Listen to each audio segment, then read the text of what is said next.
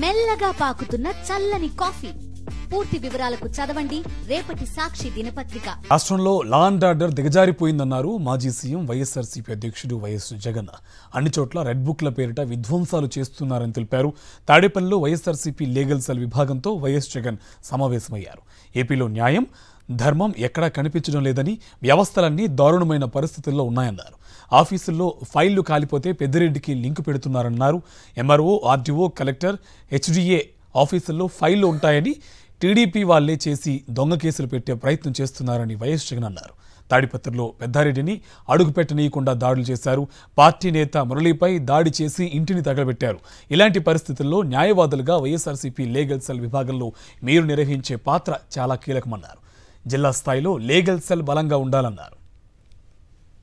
వైఎస్ఆర్ కాంగ్రెస్ పార్టీకి సంబంధించి పార్టీ మీద అపారమైన నమ్మకం, అపారమైన ప్రేమ రెండింటినీ కలిగి ఉండి వైఎస్ఆర్ పార్టీకి అన్ని రకాలుగా కష్టకాలంలో కూడా తోడుగా నిలబడేందుకు మనస్ఫూర్తిగా వచ్చినందుకు ప్రతి అక్క చెల్లెమ్మకు, ప్రతి సోదరుడికి, స్నేహితుడికి హృదయపూర్వకంగా కృతజ్ఞతలు తెలుపుకుంటా ఉన్నాను. ఈరోజు రాష్ట్రంలో జరుగుతూ ఉన్న పరిస్థితులన్నీ కూడా మీకు అందరికీ కూడా తెలియని కావు. రాష్ట్రంలో జరుగుతూ ఉన్న దారుణమైన పరిస్థితులు ఎలాగున్నాయి అంటే ఇంతకుముందు ఎప్పుడు జరగల. అసలు మనం అధికారంలో ఉన్నప్పుడు ఏ రోజు ఎంకరేజ్ చేయాల. ఎన్నికలు అయ్యేదాకా మాత్రమే రాజకీయాలు, ఎన్నికలు అయిపోయిన తర్వాత మనకు ఓటు వేయని వారు కూడా మనవారే అన్నట్టుగానే ప్రతి అడుగు కూడా మనం అలాగే వేసాం. ఏ స్థాయిలో అలా అడుగులు వేసాము అని అంటే ఏకంగా మనకు ఓటు వేయని వారిని సైతం కూడా వెతుక్కుంటూ వెళ్ళి డోర్ డెలివరీ చేస్తూ ప్రతి పథకం కూడా అమలు చేసాం. ఆ స్థాయిలో మంచి చేసే ప్రతి కార్యక్రమానికి శ్రీకారం చుట్టాం. ఎక్కడా కూడా డిస్క్రిమినేషన్ అనేది ఉండకూడదు, ఎక్కడా కూడా కరప్షన్ అనేది ఉండకూడదు అనే ముఖ్యమైన ఉద్దేశాలతో అడుగులు పడ్డాయి. ఎక్కడా కూడా మనకు ఓటు వేశాడా, ఓటు వేయలేదా, నీ కులం ఏమిటి, నీ మతం ఏమిటి, నీ రాజకీయ అఫిలియేషన్ ఏమిటి అని చెప్పి ఇటువంటి ఏవి కూడా ఎప్పుడు కూడా ప్రస్తావనలకు కూడా రాకుండా అడుగులు వేశాం. నా మొట్టమొదట కలెక్టర్ల సమావేశం కానీ, ఎస్పీల సమావేశం కానీ జరిగినప్పుడు ఆ రోజు నేను మాట్లాడిన మాటలు చూసినప్పుడు ఈరోజు చంద్రబాబు నాయుడు మాట్లాడుతూ ఉన్న మాటలు, ఆయన చేస్తూ ఉన్న చేష్టలు రెండు చూసినప్పుడు ఆశ్చర్యాన్ని కలిగిస్తాయి. ఎందుకంటే మనం ఆ రోజు పంపించిన మెసేజ్, ముఖ్యమంత్రిగా మనం ఉన్నప్పుడు పంపించిన మెసేజ్, న్యాయం, ధర్మం అన్నది అందరికీ ఒకటే, న్యాయం, ధర్మం కాపాడడానికి మనమంతా ఉండాలి అని చెప్పి ఆ రోజుల్లో మనం మాట్లాడితే ఈరోజు మాత్రం ఎలా ఉంది అని అంటే న్యాయం కొందరికి మాత్రమే అన్నట్టుగా తయారు చేశారు ఈరోజు వ్యవస్థను. ఏ స్థాయిలోకి ఈరోజు దిగజారిన లా అండ్ ఆర్డర్ కనిపిస్తూ ఉందనంటే పై స్థానంలో పైనున్న వాళ్ళు రెడ్ బుక్లు పెట్టుకుంటారు. ఆ రెడ్ బుక్లలో మంచి చేసిన వాళ్ళ పేర్లు ఏదైనా పెట్టుకొని వాళ్ళకు మంచి చేసే కార్యక్రమం జరుగుతుందని అంటే అది కాదు. రెడ్ బుక్లలో ఎవరిని తొక్కాలి, ఎవరిని నాశనం చేయాలి, ఎవరి ఆస్తులు ధ్వంసం చేయాలి, ఎవరి మీద కేసులు పెట్టాలి అనే అంశాల మీద రెడ్ బుక్కులు తయారు చేసుకొని పై స్థానంలో ఉన్న వాళ్ళు రెడ్ బుక్కుల పేరుతో అరాచకాలు సృష్టిస్తూ దొంగ కేసులు పెడుతూ ఎలా ఇరికించాలి అని చెప్పి ఆరాట పడుతూ విధ్వంసానికి పై స్థాయిలో వాళ్ళు పాటుపడుతూ ఉంటే కింది స్థాయిలోకి వచ్చేసరికి ఎవరెవరి స్థాయిలో వాళ్ళు కూడా రెడ్ బుక్కులు తెరవడం మొదలుపెట్టారు. నియోజకవర్గ స్థాయిలో వాళ్ళు, మండల స్థాయిలో ఇంకొకరు, గ్రామ స్థాయిలో కూడా ఇంకొకరు కూడా రెడ్ బుక్స్ ఓపెన్ చేసి వాళ్ళు కూడా విధ్వంసానికి పాల్పడడం జరుగుతూ ఉంది. ఈరోజు ఎక్కడా కూడా న్యాయం కనిపించడం లేదు, ధర్మం కనిపించడం లేదు. పోలీసులు పూర్తిగా ప్రేక్షక పాత్ర వహిస్తూ ఉన్న పరిస్థితులే కనిపిస్తూ ఉన్నాయి.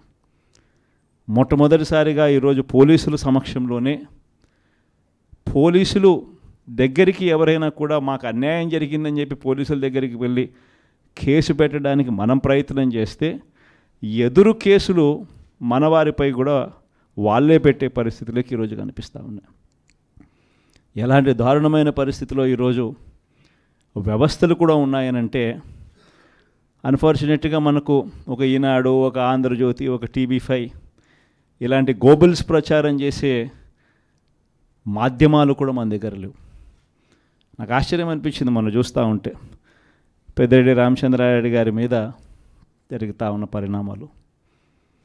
అసలు ఎక్కడో పేపర్లు ఏదో కాలిపోయాయి అంటే ఏదో ఆఫీస్లో, అధికారంలోకి వచ్చిన తర్వాత 2 నెలల తర్వాత ఏదైనా ఆఫీస్లో పేపర్లు కాలిపోతే, లేకపోతే ఏదైనా కారణం చేత ఆ పేపర్లు కాలిపోతే, ఆ పేపర్లో కాలిపోయిన దానికి రామచంద్రారెడ్డికి ఏం సంబంధం? ఎవరు అధికారంలో ఉన్నారు, ఎవరి గవర్నమెంట్లో ఉన్నారు? అందులో ఒక చోట పేపర్లు కాలిపోతే కింద ఆఫీసులలో పేపర్లు దొరుకుతాయి, పైన కలెక్టర్ల ఆఫీసులలోనూ పేపర్లు దొరుకుతాయి, RDO ఆఫీసులలో పేపర్లో కాలిపోతే MRO ఆఫీసులలో పేపర్లు దొరుకుతాయి, MRO ఆఫీస్లో దొరుకుతాయి, పైన కలెక్టర్ల ఆఫీస్లో దొరుకుతాయి, పైన దాంతకన్నా పైన HOD ఆఫీసులలో కూడా దొరుకుతాయి. ప్రతిదీ కూడా డిజిటైజ్డ్ అయిపోయిన పరిస్థితులు కనిపిస్తూ ఉన్నప్పుడు హార్డ్ డిస్క్లు లేవా, సర్వర్లలో ఉండవా? వీళ్ళే ఏదో చేస్తారు, దొంగ కేసు మళ్ళీ వాళ్ళ మీద పెడతారు, పెట్టి మన వాళ్ళకి అంటించే కార్యక్రమం చేస్తూ ఉన్నారు. నేరం చేయాలంటే భయపడాల్సిందే అని చెప్పి ఒకవైపున స్టేట్మెంటు, ఇవాళ ఈనాడులో స్టేట్మెంటు, నిన్న సాక్షిలో హెడ్లైన్స్, తాడిపత్రిలో ఎమ్మెల్యే కంటెస్ట్ చేసిన ఎమ్మెల్యే పెద్దారెడ్డి తాడిపత్రి నియోజకవర్గంలోకి అడుగు పెట్టాలి అని అంటే, అడుగు పెట్టడానికి వెళ్ళినప్పుడు ఏకంగా అడుగు పెట్టాడు అని చెప్పి ఇంటి మీద దాడి, ఇంటికి వచ్చిన కార్యకర్తలు మురళి అనే వాళ్ళ మీద దాడి, రాళ్ళు ఒకవైపున. ఈయన స్టేట్మెంట్ ఈరోజు నేరం చేయాలంటే భయపడాల. మరి ఒకవైపున కాంట్రడిక్షను, ఒకవైపున భయాందోళన ఆయన క్రియేట్ చేస్తూ ఉన్నాడు, మరోవైపున స్టేట్మెంట్లు ఆపోజిట్గా ప్రజలను మభ్యపెట్టే స్టేట్మెంట్ను మళ్ళీ ఈనాడు క్యారీ చేస్తుంది. అంటే పద్ధతి ప్రకారం భయాందోళన క్రియేట్ చేయడం, పద్ధతి ప్రకారం ఈనాడు, ఆంధ్రజ్యోతి, TV5, చంద్రబాబు నాయుడు వీళ్ళంతా కలిసి మళ్ళీ ఏమి జరగనట్టుగా మళ్ళీ వీళ్ళు రివర్స్ కథనాలు మళ్ళీ రాయించడం, ఇవి జరుగుతూ ఉన్నాయి. ఇలాంటి పరిస్థితుల్లో నిజంగా ప్రతి కార్యకర్తకు కూడా, ప్రతి నియోజకవర్గంలో కూడా ఈరోజు మీ అవసరం చాలా ఉంది. ఎందుకనంటే కోర్టుల దృష్టికి, న్యాయస్థానాల దృష్టికైనా కూడా ఏదైనా మనం తీసుకొని పోవాలి అని అంటే ఇనిషియేటింగ్ ఎక్కడో ఒకసారి జరగాలి. కాబట్టి మీ అందరితో కూడా నేను ఒకటి చెప్తా ఉన్నా, మీరు చేయబోయే పాత్ర చాలా అవసరం. అందరం ఒక తాటి మీదకి వద్దాం, ఒక తాటి మీదకి వచ్చి అందరం గట్టిగా యుద్ధం చేస్తేనే ఈ తెలుగుదేశం పార్టీ చేస్తూ ఉన్న అన్యాయాలను ఎత్తి చూపగలుగుతాం. వీళ్ళు చేస్తూ ఉన్న ప్రజా వ్యతిరేక పాలనను మనం ప్రజల్లోకి గట్టిగా తీసుకుని పోగలుగుతాం. ప్రతి నియోజకవర్గంలోనూ కూడా మనం మన కార్యకర్తలకు అండగా ఉండే కార్యక్రమం జరగాలి. సో డిస్ట్రిక్ట్ లీగల్ సెల్స్ అనేటివి స్ట్రాంగ్ కావాలి, డిస్ట్రిక్ట్ లీగల్ సెల్స్ అనేటివి స్ట్రెంగ్తన్ కావాలి. స్ట్రెంగ్తన్ అయితేనే మనం మన ప్రతి కార్యకర్తకు అండగా నిలబడగలుగుతాం. జిల్లాను ఒక యూనిట్గా తీసుకొని ఆ జిల్లాలో లీగల్ సెల్ ఎలా ఉంది, ప్రతి కార్యకర్తకు ప్రతి నియోజకవర్గంలోనూ ఈ లీగల్ సెల్ అందుబాటులో ఉండడము ఒక ఆస్పెక్టు, రెండో ఆస్పెక్టు తోడుగా ఉండడము. ఈ రెండు జరుగుతున్నాయా లేదా అన్న వాటి మీద ధ్యాస పెట్టాలి. లాయర్ల డెవలప్మెంట్కి సంబంధించి, వెల్ఫేర్కి సంబంధించి ఎప్పుడు జరగని విధంగా వైఎస్ఆర్సీపీ ప్రభుత్వంలో మాత్రమే పట్టించుకున్నాం. మనం వచ్చిన తర్వాతనే మొట్టమొదటిసారిగా 100 కోట్ల రూపాయలతో కార్పస్ ఫండ్ ఏర్పాటు చేసింది ఒక వైఎస్ఆర్సీపీ ప్రభుత్వం వచ్చిన తర్వాతనే. అంతకుముందు ఎవరూ కూడా లాయర్ల గురించి మాట్లాడారే తప్ప లాయర్ల వెల్ఫేర్ గురించి పట్టించుకున్న పార్టీ ఇంతకుముందు గతంలో ఏదీ లేదు. ఒక్క వైఎస్ఆర్ కాంగ్రెస్ పార్టీ మాత్రమే పట్టించుకుంది. 100 కోట్ల కార్పస్ ఫండ్ క్రియేట్ చేశాం.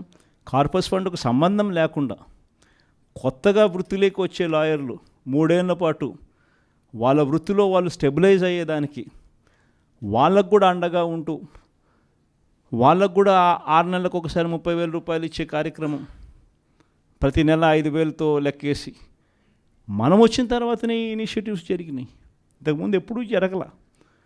మనం కూడా యంగ్ పార్టీయే, మనం కూడా లీడర్ దగ్గర నుంచి మీ వరకు కూడా అందరు కూడా యంగ్స్టర్సే. మనం కూడా ఇంకా ఎదగాల్సింది చాలా ఉంది.